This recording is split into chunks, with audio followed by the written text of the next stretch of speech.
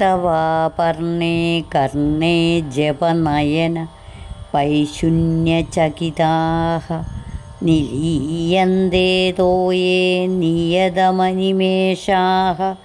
ശബരികാഃ ഇയം ച ശ്രീർബദ്ധച്ഛതപുടകവാടം കുവലയം ജഹാതി പ്രത്യൂഷേ നിശിച വിഘടയ്യ പ്രവിശതി. സൗന്ദര്യലഹരി ശ്ലോകം 56. ഹരി ഓം.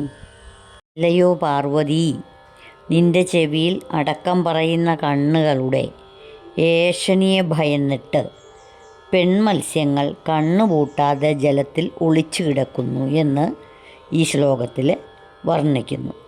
ഈ ശ്രീയും, അതായത് ലക്ഷ്മി ദേവിയും, പ്രഭാതത്തിൽ ഇതളുകൾ മൂടുന്നതിനാൽ കവാടം അടച്ചതുപോലെയായിത്തീരുന്ന കരിങ്കൂവളപ്പൂവിനെ ഉപേക്ഷിക്കുന്നു. വീണ്ടും രാത്രിയിൽ അതിനെ തുറന്ന് അകത്ത് പ്രവേശിക്കുകയും ചെയ്യുന്നു.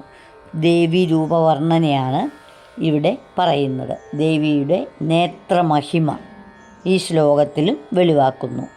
പെൺമീനുകൾ കണ്ണിമ വെട്ടാതെ വെള്ളത്തിനുള്ളിൽ മറഞ്ഞു കിടക്കുന്നത് അവിടുത്തെ കണ്ണുകളുടെ ഏഷണിയെ ഭയന്നിട്ടാണ്. അവിടുത്തെ കണ്ണിനെ പരൽമീൻ കണ്ണെന്ന് സാമ്യം പറഞ്ഞാലുള്ളതിനെ ഭയന്നാണ് അവർ മറഞ്ഞു കിടക്കുന്നത്. അത്തരം സാമ്യം പറച്ചിൽ മനുഷ്യരുടെ കണ്ണുകൾക്കല്ലാതെ ദേവിയുടെ കണ്ണുകൾക്ക് ഒട്ടും ചേരുകയില്ലെന്ന് അവകൾക്ക് അറിയാം. അതുപോലെ ലക്ഷ്മി ദേവിയുടെ വാസസ്ഥാനം അവിടുത്തെ കണ്ണുകളിലാണ്. ഉപാസകന് അവിടുത്തെ കടാക്ഷത്താൽ ഐശ്വര്യമുണ്ടാകുമെന്ന് ഇവിടെ ഭാവന ചെയ്യുന്നു. ഹരി ഓം.